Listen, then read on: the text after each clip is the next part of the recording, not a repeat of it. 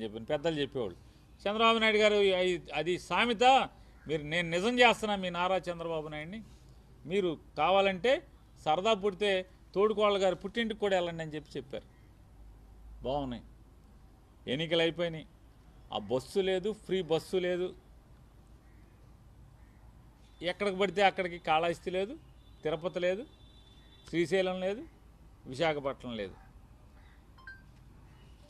ఆ పరిస్థితిలో నడుస్తూ ఉంటే మొత్తం వైఎస్ఆర్ కాంగ్రెస్ పార్టీ, జగన్మోహన్ రెడ్డి రచ్చ చంద్రబాబు నాయుడు బస్సు ఎక్కడి దాకా వచ్చింది, ఫ్రీ బస్సు ఏది, మేము మా పుట్టింటికి వెళ్ళాలని చెప్పని.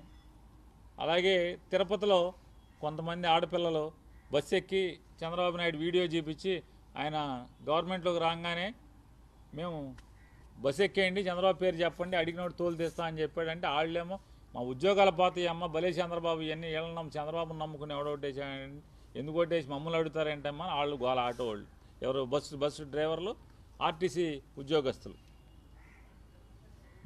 ఈ రకంగా ఆంధ్రప్రదేశ్ రాష్ట్రంలో ప్రజలు, అన్ని రాజకీయ పక్షాలు, జగన్మోహన్ రెడ్డి వీళ్ళని ఒక ఆట ఆడుకునే పరిస్థితికి వచ్చేప్పటికి సిగ్గేసి దాన్ని ఏం చేశారంటే ఎక్కడ మంత్రులు మాట్లాడటం బిగించేశారు.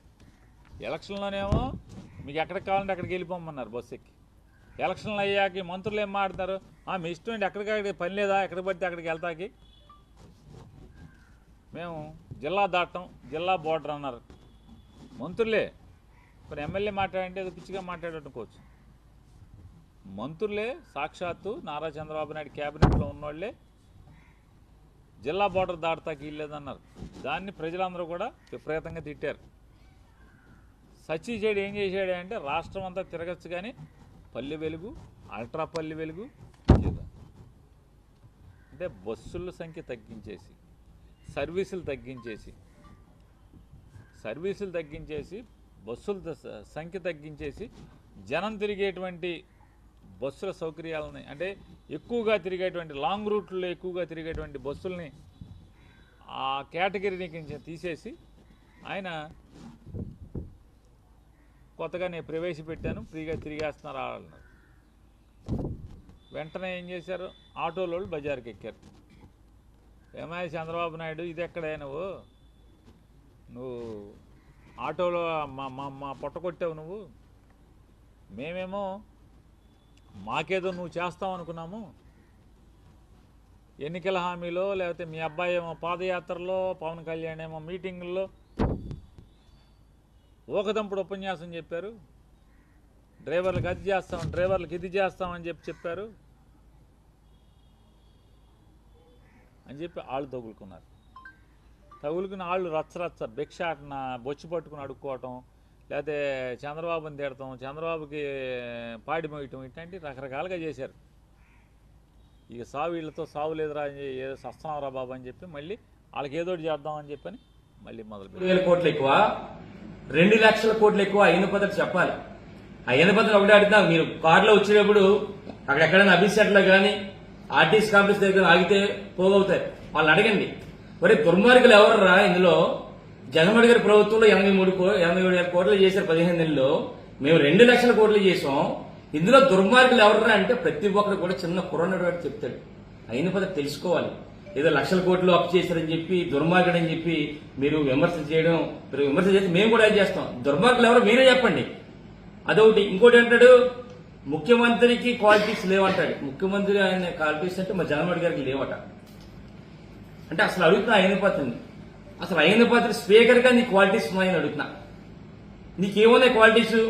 స్పీకర్ గా నడి రోడ్డు మీద అభివృద్ధి సెంటర్ లో ఒక మున్సిపల్ కమిషనర్ ని, మున్సిపల్ డిఈని బూతులు తిట్టావు, ఇదా నీ క్వాలిటీస్ అంటున్నా. అదే రావిపేట మండలంలో మొన్ననే పోలీసులు బూతులు తిట్టావు, ఇదా నీ క్వాలిటీస్ అని అడుగుతున్నా. మొన్న ఆంధ్రాక్ ఫ్యాక్టరీ దగ్గర అక్కడ లారీల తాలూకా ఎవరైతే ఉన్నారో వాళ్ళ డ్రైవర్ని బూతులు తిట్టావు, ఇదా నీ క్వాలిటీస్ అని అడుగుతున్నా. నీవా క్వాలిటీస్ గురించి మాట్లాడి అడుగుతున్నా అయ్యన పద్ధతి. అసలు నిజంగా చెప్పాలంటే స్పీకర్ గా అయ్యన పద్ధతికి క్వాలిటీస్ లేవు. నువ్వు క్వాలిటీస్ గురించి మాట్లాడుతావు మా నాయకుడి గురించి. ఇంకోటి అంటాడు, ఈరోజు అక్కడే మీటింగ్ లో ఎవరో సోషల్ మీడియాలో ఆయన ఫోటో పెట్టి కామెంట్ చేశారంట. వెంటనే పోలీసులు పిలిచి స్పీకర్ని విమర్శించే అధికారం ఉందా చట్టంలో అని విమర్శిస్తే వెంటనే అరెస్ట్ చేయాలి కదా, ఎందుకు చేయాలని చెప్పి అంటాడు. ఓకే, స్పీకర్ని ఎవరన్నా కామెంట్ చేస్తే చట్టంలో అరెస్ట్ చేయమని ఉంది. మరి స్పీకర్ బూతులు తిరిగితే అరెస్ట్ చేయరా స్పీకర్ని? అంటే బూతులు తిట్టొచ్చని స్పీకర్ బూతులు తిట్టొచ్చని చెప్పి రాజ్యాంగంలో ఉందా, చట్టంలో ఉందా? మరి ఇలాంటి బూతులు తిట్టే స్పీకర్ని ఎందుకు అరెస్ట్ చేయకూడదని చెప్పి అడుగుతున్నా. అంటే ఈ విధంగా అయ్యన పాత్రుడు ఇప్పుడు ఇందాక విమర్శలు చేశారు. దాంతో పాటు ముఖ్యంగా చెప్పాలంటే ఈ కాలేజీ గురించి మాట్లాడతారు. ఎంతసేపు ఇక్కడ ఉన్న మెడికల్ కాలేజీ, ఉత్తుత్తి హాస్పిటల్, ఉత్తుత్తి కాలేజు, జీవో లేదు, రకరకాలుగా మాట్లాడతాడు అయ్యన పాత్రుడు. దాని గురించి కూడా మాట్లాడుతున్నాం. ఈరోజు సుమారుగా నర్సీపట్నంలో మెడికల్ కాలేజీ సంబంధించి సుమారుగా 500 కోట్ల రూపాయలతో మన జగనన్న ప్రభుత్వంలో 630 పడకల హాస్పిటల్ శాంక్షన్ చేశారు. నిర్మాణాలు కూడా 2 ఫ్లోర్లు 3 ఫ్లోర్లు అయినాయి. దానికి అయ్యన పద్ధతుడు జీవో లేదంటాడు. ఎన్నికల ముందు కూడా జీవో లేదన్నాడు. అప్పుడు ఎన్నికల ప్రచారం చేస్తారు కదా, జీవో లేదని చెప్పి ప్రచారం చేసుకునేది అనుకున్నాం.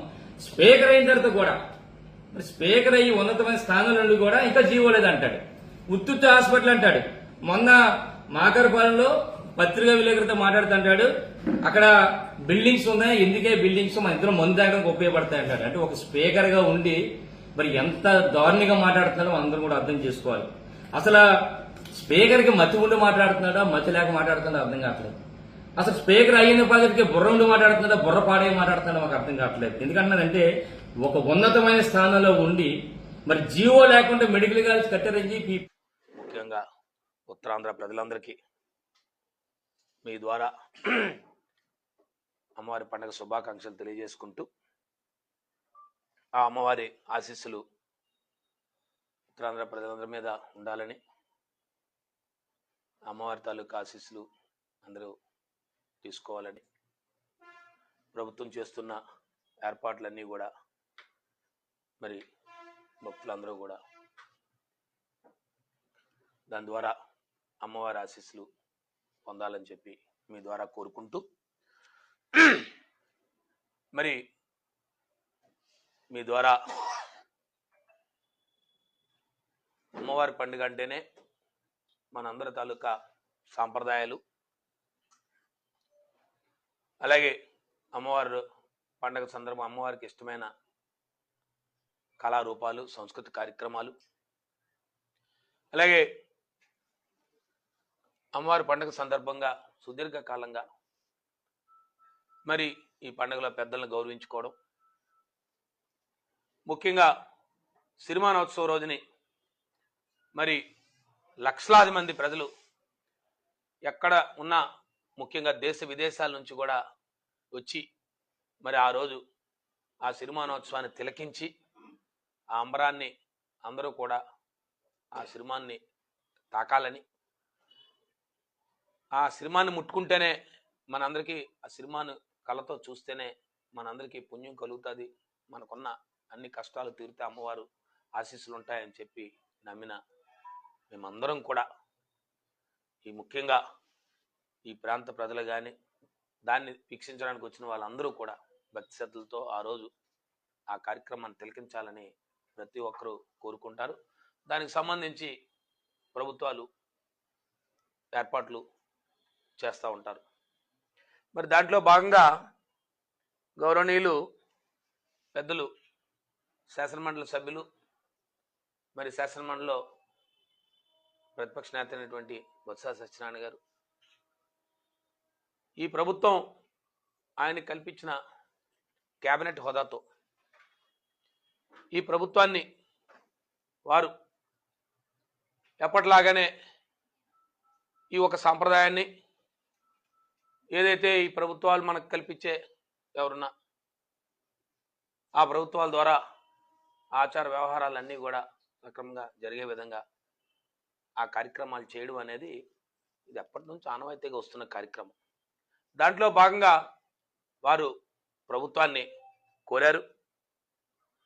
మరి సుమారుగా నాకు తెలిసి వారు 92లో వారు జిల్లా కేంద్ర సహకార బ్యాంక్ అధ్యక్షులుగా ఉన్నప్పటి నుంచి, ఇంకా అంతకు ముందు నుంచి కూడా నాకు తెలిసినంత సుమారుగా ఒక 35 వాళ్ళకి వస్తే ఒక 30 నుంచి 33, 35 సంవత్సరాల కాలంగా మరి మాకు ఈ పండగలో ఊహ దగ్గర నుంచి, మాకున్న అవగాహన దగ్గర నుంచి వారు ఎప్పుడు కూడా వారు కానీ వారితో పాటు మేము కానీ మేము అందరం కూడా మాతో పాటు అనేక మంది ఆ రోజు ఉన్న ఎక్కడి నుంచి వచ్చిన వాళ్ళు కానీ ఎక్కడి నుంచి ఈ సమావేశంలో చర్చించడం జరిగింది.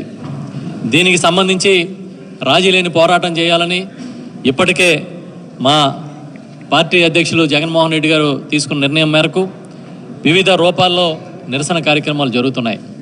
దీనిలో భాగంగా మొట్టమొదటిసారిగా జగన్మోహన్ రెడ్డి గారు ఈ విశాఖ జిల్లాలోని నర్సీపట్నం మెడికల్ కాలేజీ నిర్మాణంలో సగంలో ఆపేసిన ఆ కాలేజీ నిర్మాణాన్ని చూడడానికి, అదేవిధంగా వీరి చర్యల్ని ఎండగట్టడానికి వస్తూ ఉన్నారు. ఈ నెల 9వ తేదీన కార్యక్రమం ఖరారైంది. విశాఖపట్నం ఎయిర్పోర్ట్ నుంచి రోడ్డు మార్గంలో వారు మెడికల్ కాలేజీకి వెళ్ళి అక్కడ పరిస్థితులను పరిశీలించి అక్కడ ప్రజలను ఉద్దేశించి మాట్లాడతారు. ఈ కార్యక్రమానికి అన్ని వర్గాలు సహకరించాలని కోరుకుంటున్నాం.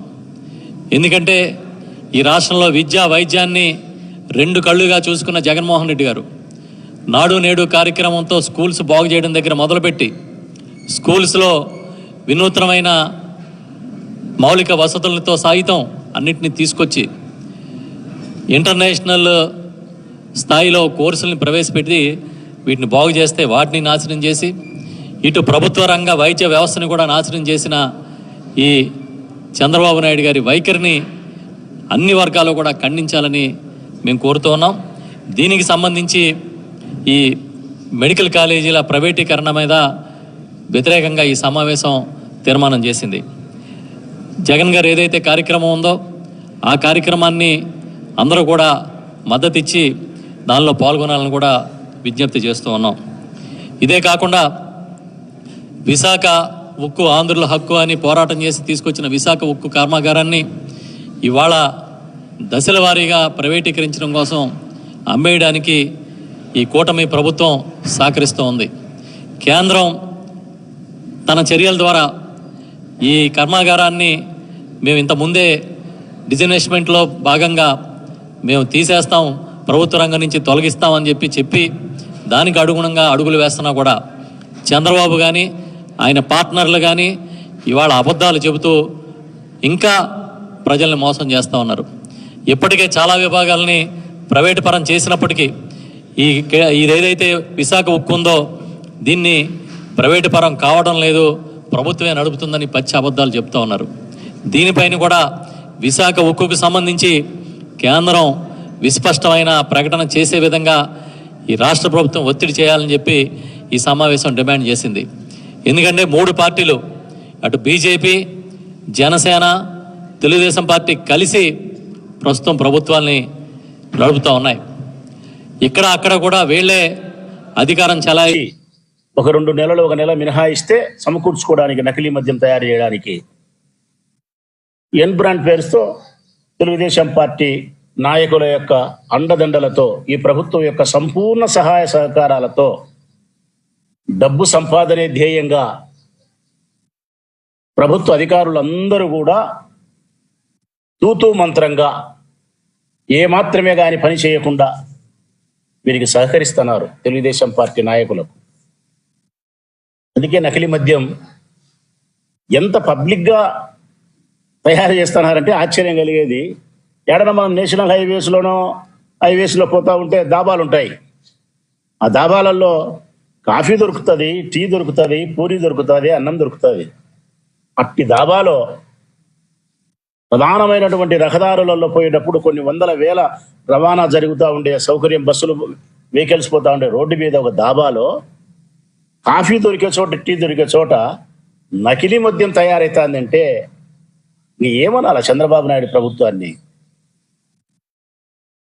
ఇంతకంటే దుర్మార్గం, ఇంతకంటే దారుణం ఏమన్నా ఉందా? రాయలసీమ మాత్రమే ఈ మొలకల చెరువులో జరిగినటువంటి నకిలీ మద్యం తయారీ రాయలసీమ జిల్లాలకే కాదు, ఆంధ్రప్రదేశ్లోని అన్ని జిల్లాలలో నకిలీ మద్యం సప్లై అవుతా ఉంది. ఈ మూల నుంచి, చిత్తూరు మూల నుంచి చిట్ట చివరి వరకు, ఇచ్చాపురం వరకు, ఏ మూలకు పోయినా నలుమూలల నలుదిక్కుల అన్ని చోట్ల నకిలీ మద్యం తయారవుతుంది. నేను మద్యం సేవించే అన్నలకు సోదరులకు అందరికీ చేతులెత్తి నమస్కరించి విజ్ఞప్తి చేస్తా ఉన్నా, సోదరులారా, చంద్రబాబు నాయుడు ప్రభుత్వంలో బ్రాందీ షాపులలో మీరు తాగే మద్యం అది మద్యమే కాదు, మీకు మత్తునిచ్చి కాస్త మీ శ్రమను మర్చిపోయి నిద్రపోయే దానికోసం మీరు తాగుతాను అనుకుంటున్నారు. మీరు తాగుతా ఉండేది మత్తునిచ్చేది కాదు.